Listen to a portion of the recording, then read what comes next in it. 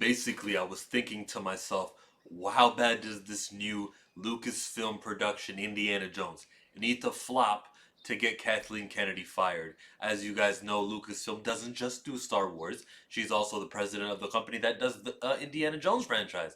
And after what, 15 years, it was decided to make another Indiana Jones as opposed to another Star Wars because reasons, who knows? And then she's gonna go and say, well, the pandemic really it stopped our abilities to make movies. No, you did a movie and it's called Indiana Jones. You just chose not to do Star Wars. There's many reasons to take issues with words that this woman says, but at the end, the box office results have been $3 billion films for episode 7, 8, and 9. Yeah, we can recognize that they go down every single time with the returns, but still it's $1 billion. Money talks. When Solo flopped, okay, that's like something, but that's one flop. Rogue One still was also $1 billion film. What's it gonna take to get Indiana Jones to flop? What is considered a flop? And what is the competition that this Indiana Jones Dial of Destiny film starring Harrison Ford, what could take it out? Indiana Jones, it's a popular franchise internationally, where 60% of its box office comes from. For the prior movies, I was just looking them at this website, Box Office Mojo, and then I went over to the what's coming soon to understand the competition when Dial of Destiny comes out on its June 30th, right? So, the first hit movie that I think is a hit movie, I'll recognize Spider-Verse. It'll be on its fifth weekend when Indiana Jones is out, but it's a children's movie, so that may take the kids' dollars. But it is a black lead, so if we're talking internationally, I'm not expecting. It's not going to be significant. We're talking about this might cost Indiana Jones on its fifth weekend $5 million at the most.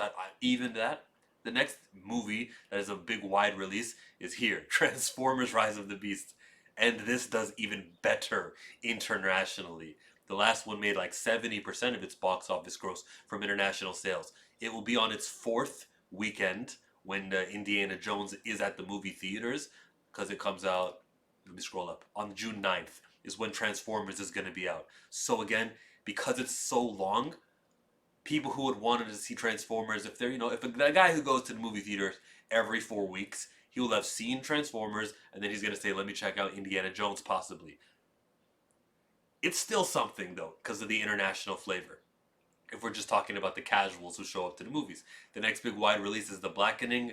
I don't see that affecting them. And then there's The Flash. Flash will be on its third weekend when Indiana Jones hits the movie theaters, because Flash comes on the 19th of June, and then there's going to be the 19th of June. Why am I saying that? The 16th of June. 16th, 23rd, and 30th. That would be the third weekend. That is a superhero action franchise film. It's a well-known brand. The Flash is more popular than Indiana Jones is, at least in my perspective. This is a threat. And with 3 weekends, if a movie is good, that third weekend, the difference between a third weekend and a second weekend isn't that much big of a difference. And if the movie is good, that's a threat to Indiana Jones, unfortunately for Indiana Jones. But fortunately, if you want Kathleen Kennedy to get fired because her movie only grosses 100 million or something small like that. The prior one grossed in the 700 millions.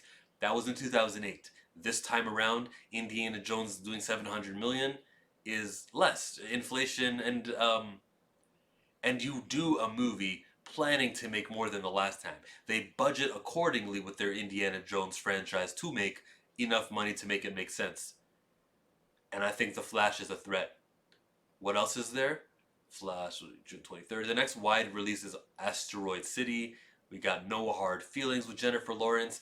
That takes the female audience, but that wasn't going to be the Indiana Jones audience anyways. And then we got it. The Dial of Destiny. All by itself. There's no competition. I don't consider this competition. If I go over to July though, boom. Switch over to July, please. Gracias. The next wide release, so if I hit Control F and I spell the word wide, is Joyride. I don't expect much from that. So it should have a whole weekend to itself. Insidious, The Red Door, you guys think that this is going to be a factor? I don't. All these movies are not going to be factors until we get to Mission Impossible. That's coming on the 12th of July, which is not a Friday. Indiana Jones is not going to have 14 straight days to itself. Indiana Jones has until July 12th, which is a Wednesday.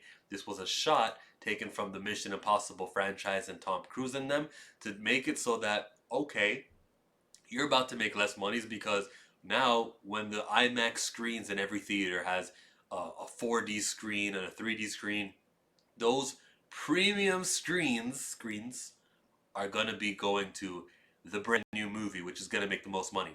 And if Indiana Jones is considered bad, not by critics, by fans, and there's no word of mouth, nothing really popping, the theaters individually all understand that, man, this Indiana Jones 2 hour and 20-minute movie doesn't need to be playing when we can get in some Mission Impossible instead, rather than playing Indiana Jones. They're gonna go with Mission Impossible over them. It's gonna eat into their run, and if this movie is good, this could get Kathleen Kennedy fired. Things have to happen. Pre-movie, pre-Kathleen Kennedy's Indiana Jones, it's pretty stacked. I know it's the summer, but it's pretty stacked. Even for summer, considering Transformers, Spider-Man, everything I mentioned, I went over. The movie itself, Indiana Jones, sucks, according to critics, and maybe people are not going to feel it. Harrison Ford, I know he's a big deal to you. What's he been in the last 5 years? Prior to Star Wars, the new sequels, what's he really been in that got him in the public eye? I think a lot of the audience that love him, know him, are older. Respectfully, some may have died, just I'm saying that respectfully, and the time for them to be ticket-paying audiences may have gone. Maybe dementia, maybe a lot of things. They're a little bit older, they've aged out. And then the new people with disposable, young people with income, for 5 years at least, they're not really got that emotional attachment to indie. The international people. So anyways, I will say that there's three ways. One, the pre-Indiana Jones movies are hot. Second, Indiana Jones is not hot. Third, it's only going to be 12 days until the new guy in town comes to snipe Indiana Jones. There will not be longevity for Indiana Jones. It'll be just like that Hellboy movie, which was in there for a little bit, and they said, go to go. The next big wide release film in June. Wide release film in June. There's a lot of them. And I can't find one. Terrifier. No, Terrifier? Really? Okay. Barbie. That's going to take the female audience, which might not be the indie audience, but it's a big deal. Oppenheimer. See that? You see that? Robert Downey's in there. Matt Damon, Emily Blunt, and Cillian Murphy. I know it's a 3-hour film, but Oppenheimer is another one that's going to be eating into Indiana Jones.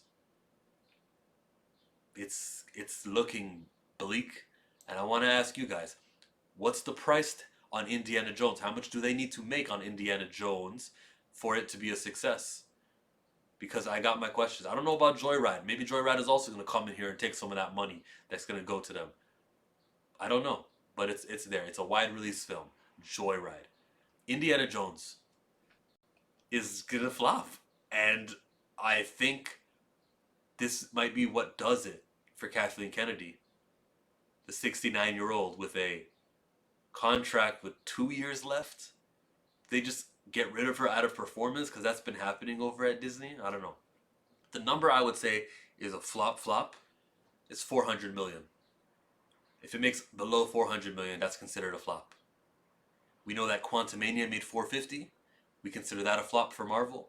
I consider if Indiana Jones makes 400 million, it's a flop. And I can see it making 400. That's how my interest is. I'm right around in the neighborhood of 400 million. I'm not going to watch this movie. You guys tell me if you want to watch this movie. Or you also tell me, are you someone who complains about Kathleen Kennedy? Hey, but you're going to pay money to watch this movie.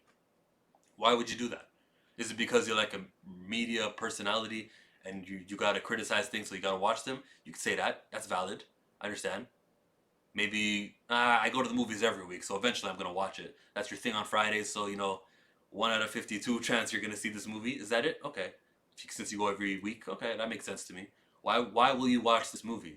Do you like Indiana Jones and you can't wait not to see it? Do you think supporting this Indiana Jones results in more Indiana Jones films? Because that doesn't.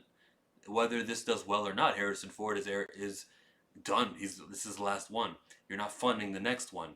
You're not promoting anything. You're not paying for something in fear that it'll go away. It's gone. This is it. You can wait till streaming. You can effectively remove Kathleen Kennedy with your non-dollar. That's the way that it works. That's why boycotts are effective. I'll leave it at that. That's why boycotts are effective.